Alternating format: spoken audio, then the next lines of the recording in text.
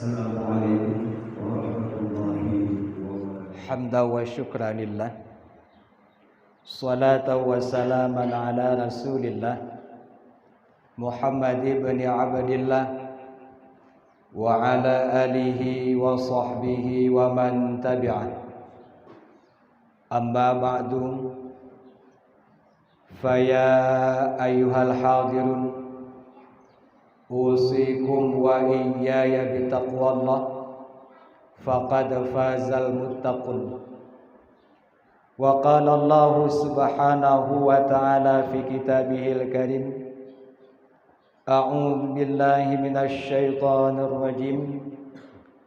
Bismillahirrahmanirrahim. Alladzi khalaqal mauta wal hayata liyabluwakum ayyukum ahsanu amala wa huwal azizul ghafur. Wa qala an-nabiyyu sallallahu alaihi wasallam, idza faragha ahadukum minat tasyahhudil akhir falyata'awwadz billah min arba'i khisalin, min azabin nar wa min azabil qabri wa min fitnatil mahya wal mamat wa min fitnatil masihid dajjal. Sadaqallahul azim wa sadaqa rasuluhul habibul karim wa nahnu ala dzalika minasy syahidina wasyakirin. Abu Imam Masjid yang kami muliakan, para panitia pembangunan masjid, ketua bersama anggotanya yang kami hormati, badan kemakmuran masjid juga ketua bersama unsurnya yang kami hormati, tungku-tungku, abu-abu, adik-adik daripada para remaja yang merupakan sidang jamaah Jumat yang dimuliakan Allah Subhanahu wa ta'ala. Hadirin yang dimuliakan Allah, ketika kehidupan manusia tidaklah aman meskipun dia memakai security yang handal atau membentengi rumahnya dengan tembok yang besar, atau dia punya bodyguard untuk menjaga kehidupan kesehariannya. Di dalam rumah tangganya dia memasang kamera CCTV.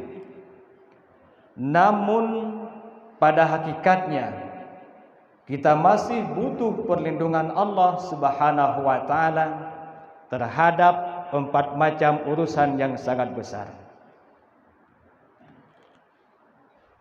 Allah yang telah menjadikan kehidupan dan kematian kita itu adalah sesuatu cobaan.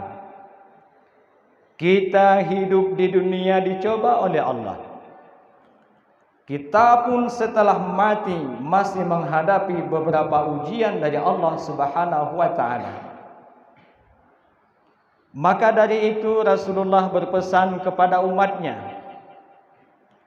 Hadis daripada Abi Hurairah radhiyallahu anhu, qala, Nabi Muhammad bersabda dalam hadisnya, idza faragha ahadukum minat tasyahhudil akhir, apabila telah selesailah kamu di dalam solatmu membaca tasyahud akhir atau tahiyat akhir, falyata'awwadz billah min arba'in, mintalah perlindungan kepada Allah, mohonkan perlindungan kepada Allah terhadap 4 urusan yang sangat besar, yang siapapun manusia akan menghadapinya.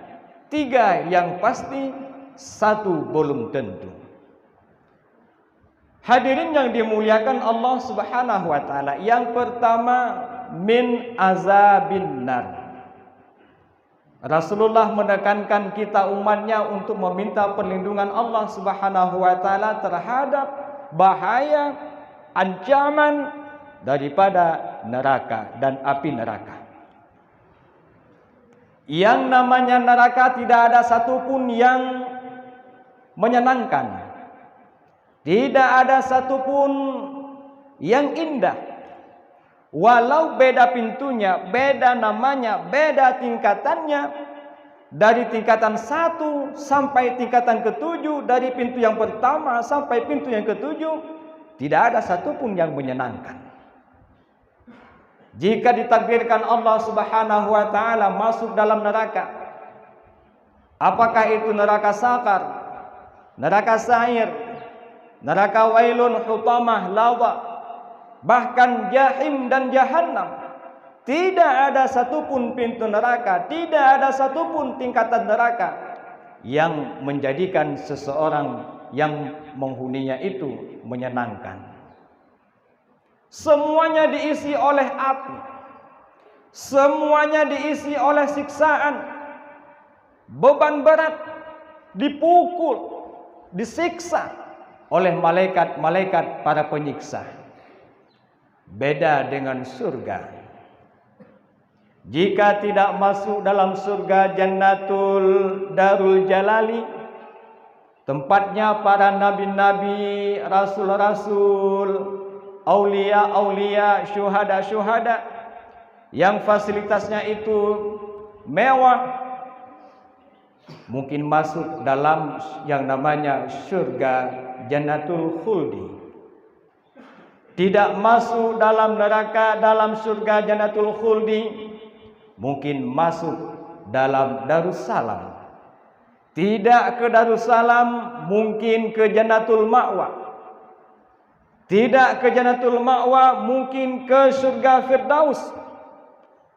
Antara 8 tingkatan surga itu, meski beda fasilitas dan keunggulan, keistimewaan pelayanan yang diberikan oleh Allah Subhanahu wa taala kepada penghuninya, namun yang namanya surga adalah tempat yang menyenangkan.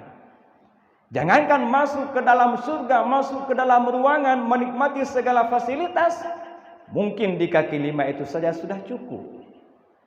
Tapi beda dengan neraka. Tempat penyiksaan, tempat pemukulan, ada binatang-binatang yang berbisa.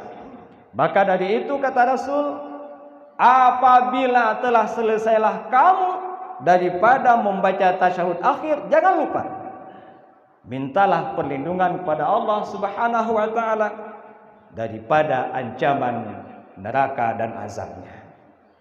Itu yang pertama. Yang kedua, min azabil qabri. Kita dituntun oleh Rasulullah untuk meminta perlindungan kepada Allah agar tidak terkena dengan yang namanya azab kubur.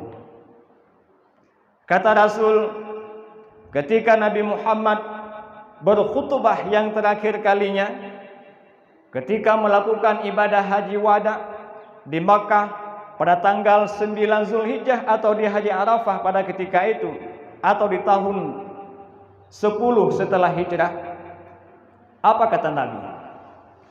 Wahai umatku, wahai para sahabatku, engkau itu adalah dari nenek moyang yang satu. Kamu itu semuanya dari Adam. Adam itu dari tanah.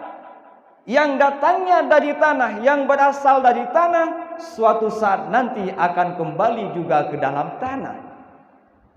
Kita setelah menjalani kehidupan di atas muka bumi ini, tak dapat dipungkiri lagi, tak ada manusia satupun yang dapat mengelak dari kematiannya. Saya, Anda, dimanapun kita berada, siapapun dia, kullu nafsin zaikatul maut, tiap-tiap yang bernyawa pasti akan merasakan yang namanya mati. Setelah kita mati, tidak ada lagi tempat untuk tinggal di atas muka bumi ini. Idza mata fa'aqbara, apabila kita telah mati, kubur adalah tempat yang pertama sebelum kita melanjutkan ke alam mahsyar setelah kiamat. Maka kata Rasul, mintalah perlindungan kepada Allah daripada bahaya yang ada di alam kubur. Apa bahayanya? Di dalam kitab Daqaiqul Akhbar, kitab yang tipis, di dalam kitab Kashful Ghaibiyah juga sama disebutkan bahwa kubur itu memanggil kita dalam satu hari satu malam per 1 kali 24 jam dengan beberapa panggilan mengingatkan kita. Untung saja kita tidak bisa mendengar suaranya, namun makhluk yang bukan manusia, yang bukan jin, semua bisa mendengar panggilan daripada calon-calon kubur itu kepada calon penghuninya. Apa katanya? Wahai anak manusia, bila engkau masih berada di atas permukaan bumi Allah, maka dunia ini, duniamu itu adalah tempat di mana kamu punya banyak kawan dan punya banyak teman. Tapi ingat, ketika engkau wahai manusia masuk ke dalam perutku, engkau tidur di dalam perutku, maka engkau itu adalah seorang yang tidak punya teman lagi. Kita sekarang membuktikan, kita ke masjid ada banyak teman. Kita duduk ngopi di warung kopi semalaman dari jam 8 malam sampai larut malam jam 2 baru pulang. Kita ditemani oleh banyak kawan. Kita pergi ke sawah, di sawah ada kawan. Kita ke pasar, di pasar ramai orang.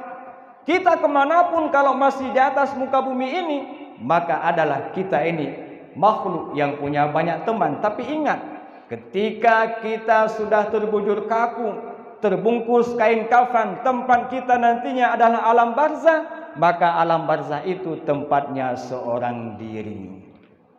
Makanya ada syair yang mengatakan, fala ta'dudil maula syarikuka fil ghina walakinnamal maula syarikuka fil udmi.